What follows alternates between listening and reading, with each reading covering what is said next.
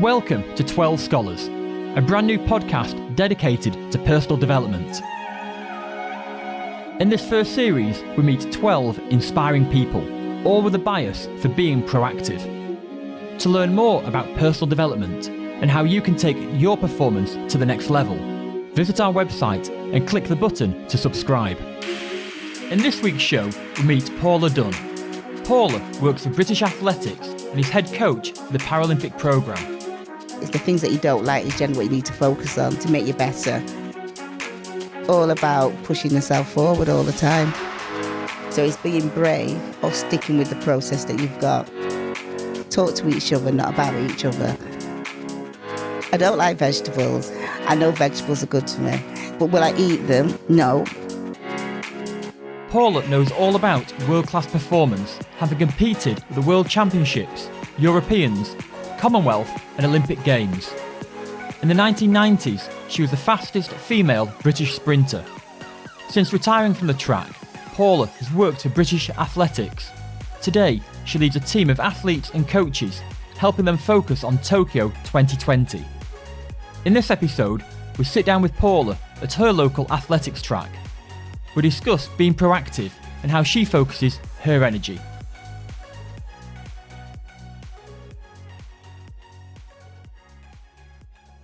We're here today at Trafford Athletics Club, and it's a glorious summer's day in Manchester.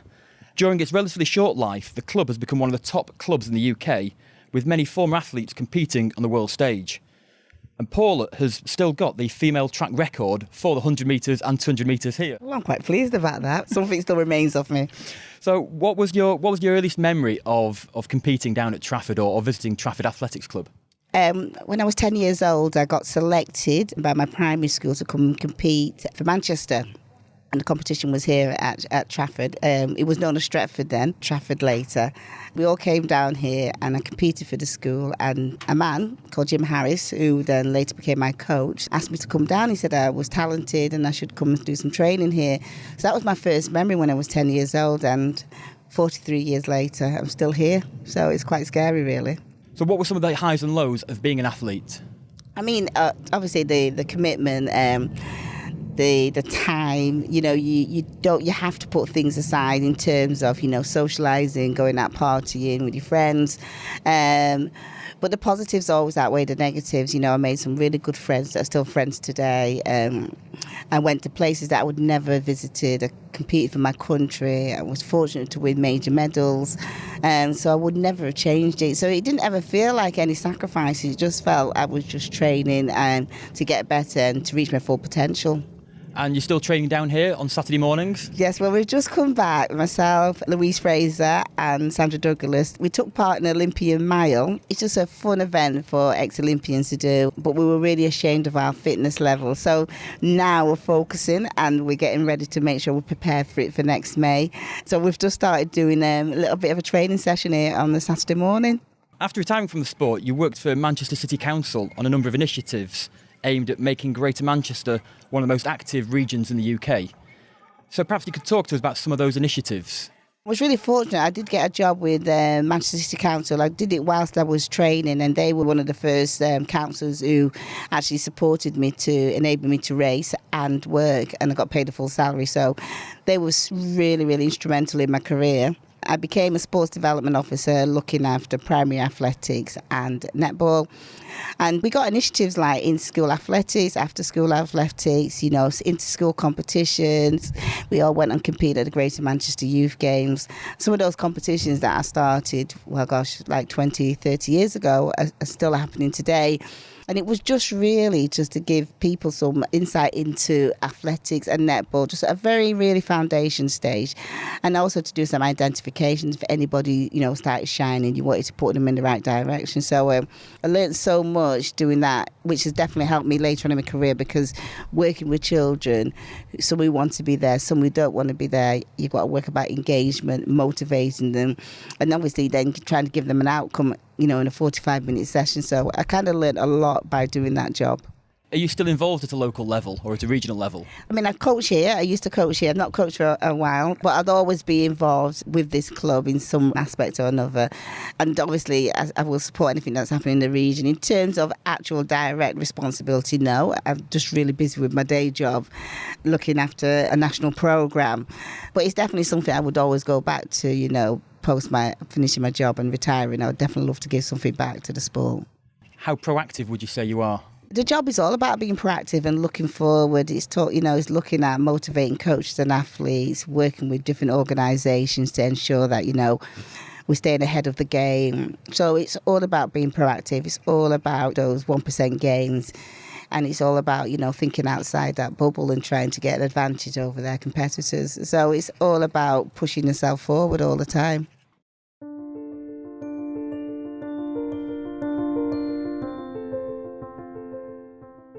You're head coach of the British Athletics Paralympic Programme. How would you best describe your current role? So I always explain it that my role is to add value to the coach and athlete pair and to support them to get ready for major games, Europeans, Worlds and Paralympics. And I'm then also the buffer between them and UK sport in terms of all the governance of the sport. So it's more facilitator, you know, working between them and the support sciences and all the information that they need to work with and trying to make it as streamlined as possible.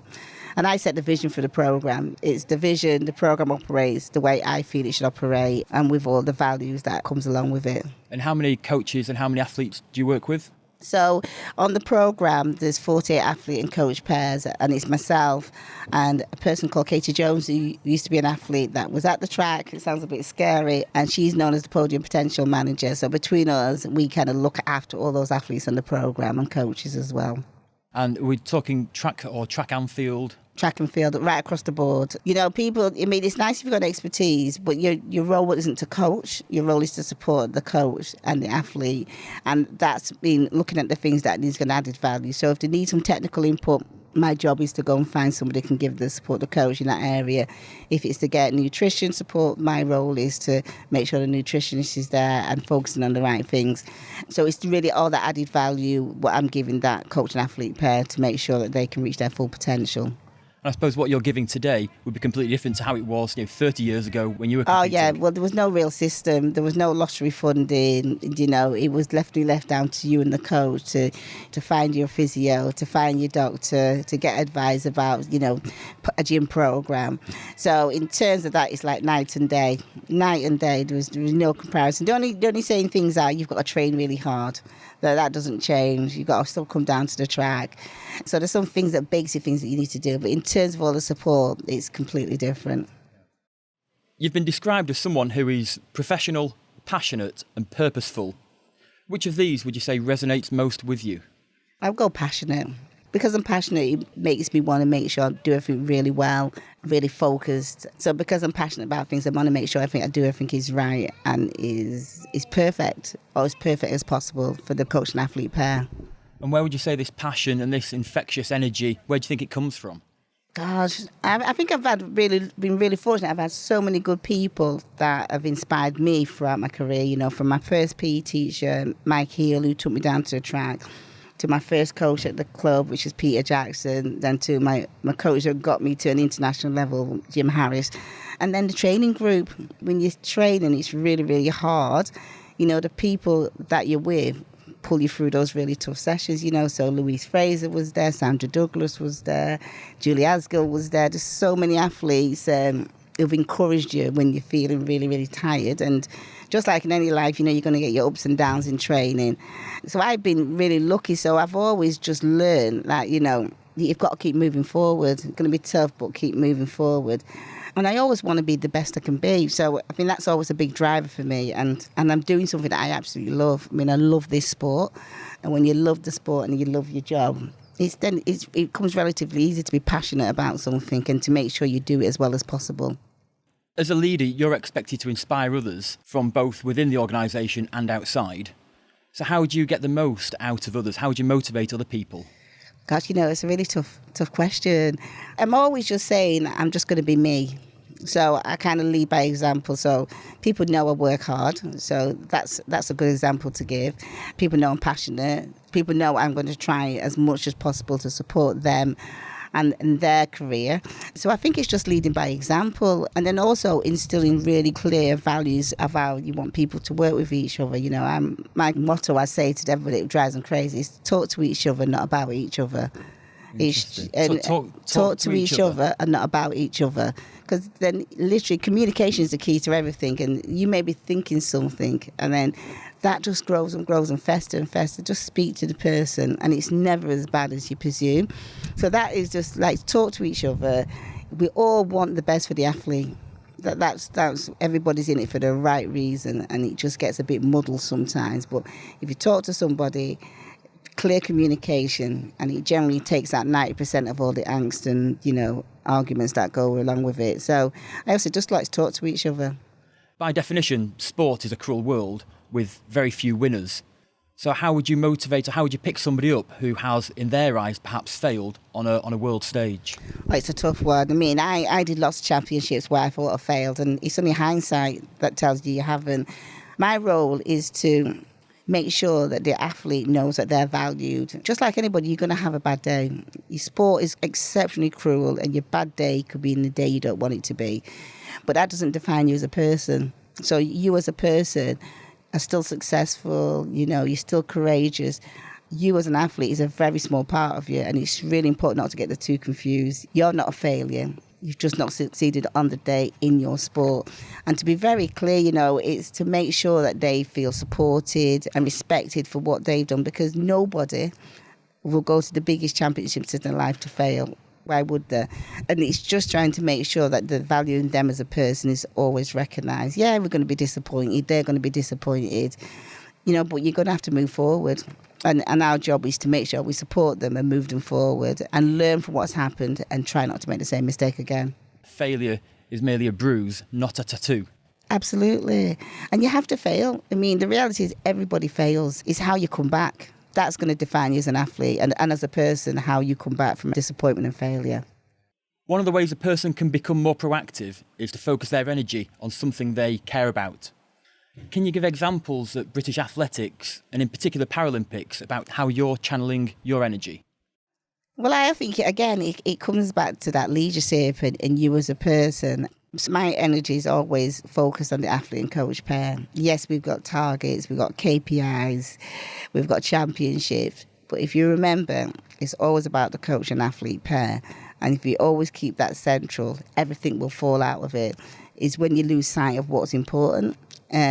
So the medals won't come, because medals are medals, but we have to remember there's a person behind that medal and there's a team behind that medal. So I just bring it back down to, let's focus on these two people. What do they need? And if we do everything right, the percentage of getting success is going to be increased. If you focus on medals, then you're missing a big part of what's important to that athlete and to that person behind that medal. So it's all about the athlete and coach pair, making sure that they feel valued and supporting them on that journey. Do all athletes need a coach? I would say yes. They need a coach, a manager, somebody there to share the load with them. It's very hard for a person to actually then analyse themselves, to say what do they need to do technically, what do they need to support themselves. Because if you ask a person, what do you think you need, they always identify things they like. Very rarely you say, well, actually, I don't like these things, and it's the things that you don't like is generally what you need to focus on to make you better. It's like, I don't like vegetables. I don't like vegetables. I know vegetables are good to me. But will I eat them? No. If I know I have to eat them and somebody cooks them, I'll eat them. It's the same thing. You won't do what you know is right. You kind of do what you think is you like. And that's really important. So that's where a coach or manager or somebody in your team is good for, to identify and make sure you're doing all the things that you need to do rather than all the things you want to do.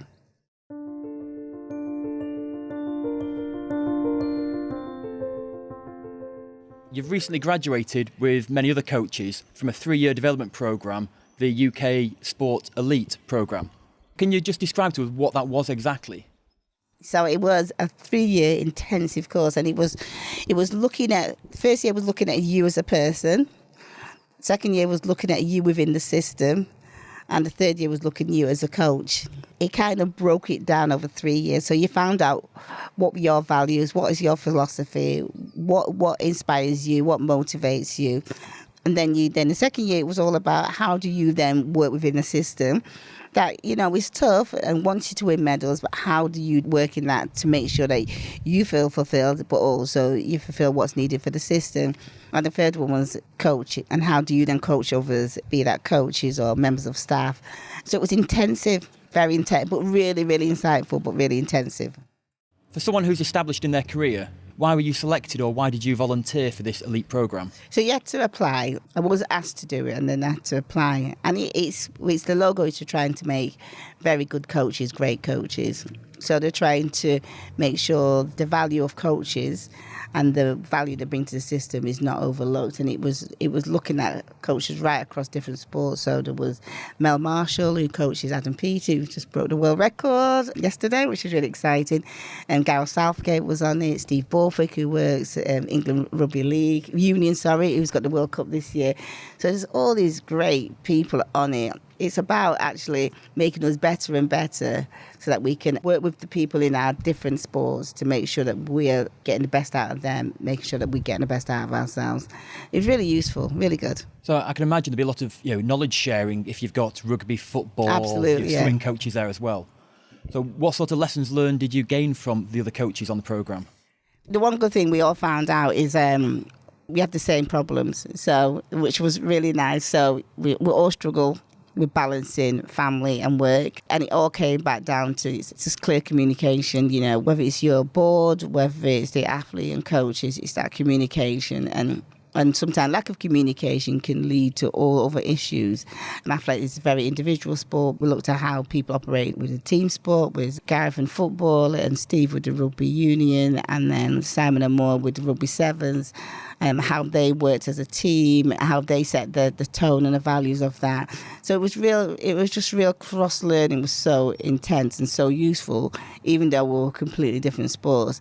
The same issues of time, inspiration, leadership, and also your lack of confidence, thinking, are you doing the right thing? It was really nice to sit in that room and people say, actually, that's a really good idea, or have you thought about doing this? And it was really open. After 3 years, you get to know people. It's been a really useful and insightful course. And I've come out feeling like actually I'm better than I thought I was, which is always a nice position to be in. And also I've got a group of people who were in very similar roles to me that I could have called upon it if I was struggling a little bit. So people who can very much inspire you and you can inspire them as well. Absolutely, yeah. Really good. My understanding from this programme is you're able to look outside the world of sport as well, and what lessons you can learn. Yeah, so we went to business, we went to charities, we did a serve and rescue team, we worked with the police, and it's just, again, how teams operate under pressure, because when we go to a championship, it's operating under pressure and still achieve a task and still achieve an outcome. And some of these people are talking life and death. I mean, let's be realistic, sport isn't life and death, and for them it's intense, and it's really important that clear communication about who's in charge and the values are set. So just going across and just totally being amazed, people have to make split-second decisions which can have impact on people's lives, that is truly working under pressure. So that was really useful because, if they can do it, and we're never going to be under the same time constraints, but some of the same skill sets you need, you can definitely learn from outside of sport, which was really useful. And they also said they love working with people from sport so that they could learn other areas as well. So it was just been really, really, really insightful, definitely. Moving on to the global stage, and within British athletics, the global stage is the Olympics. Yeah. And in recent years, we've had London 2012 and you'll have been to Rio in 2016. Yeah.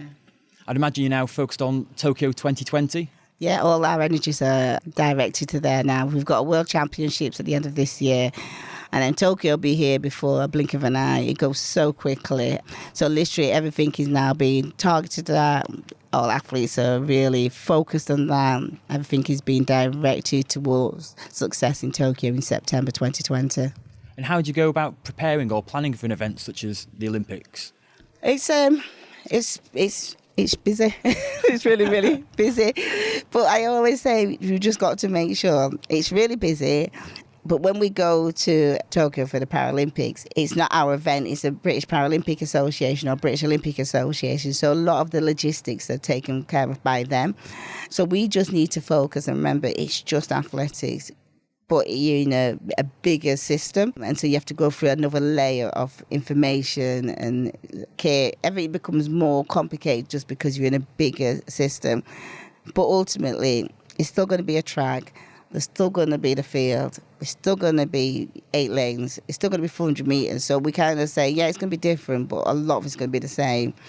And that's what we just try to focus on. So 12 months out then, if you were sat here now with all the coaches and athletes in front of you getting ready for the Tokyo Games, what sort of advice would you be giving them and how to focus their energy in the run-up to Tokyo 2020? Generally, they are very good at planning and making sure they're doing the right things at the right time. 12 months out, I always say it's about being brave. So if you need to make a change, you do it now. You cannot do it next year, it's too late. So it's being brave or sticking with the process that you've got and not changing just because you feel it needs to be changed. So my mantra to them is always be brave and stick to the plan.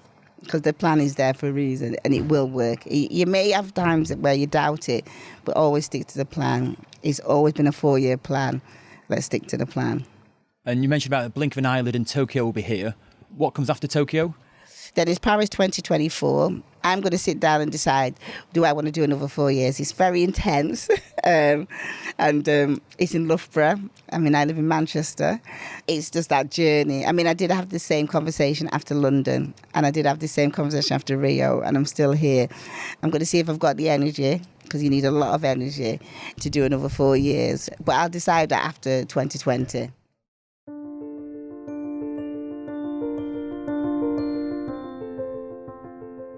So a final few questions for me, Okay. Paula.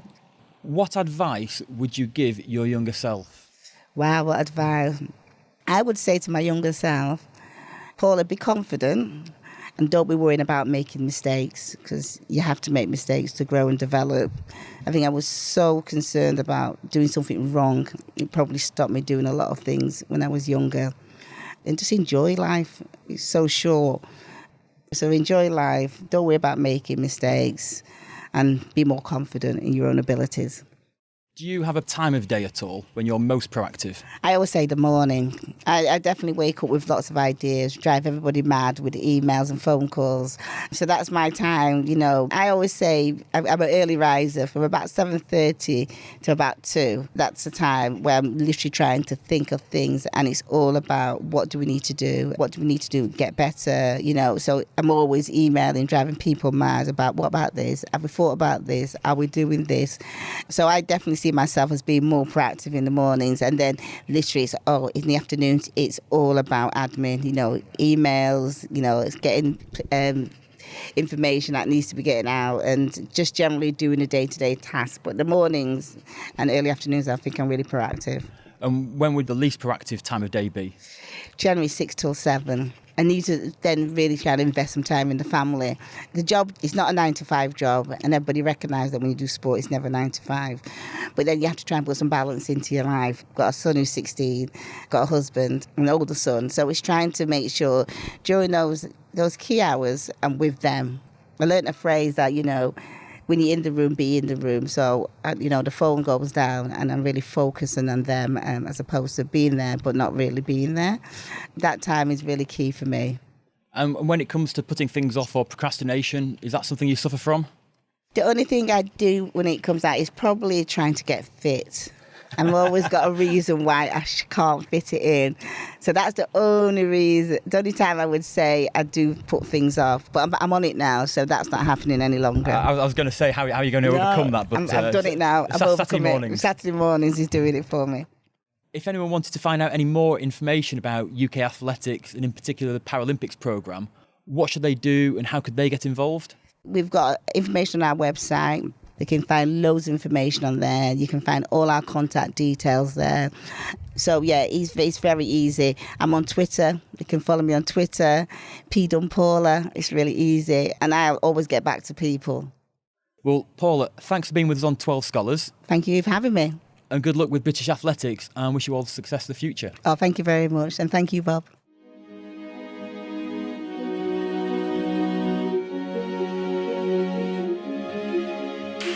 That was Paula Dunn, one of those people who is passionate about everything she does.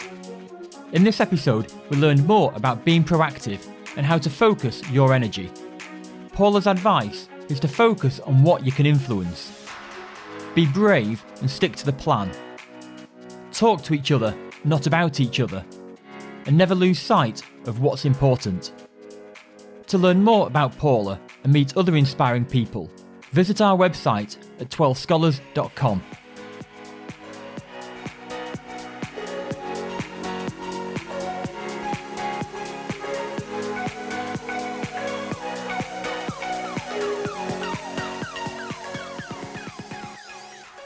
In other news, our first edition of the printed journal will be available soon. It's a stunning collection of insights and inspiration, where we learn more about the guests we feature on this podcast. Head over to the website for more information. That was the 12 Scholars podcast. If you liked the episode, write us a review and be sure to tell one of your friends. My name is Bob, and I look forward to joining you next time.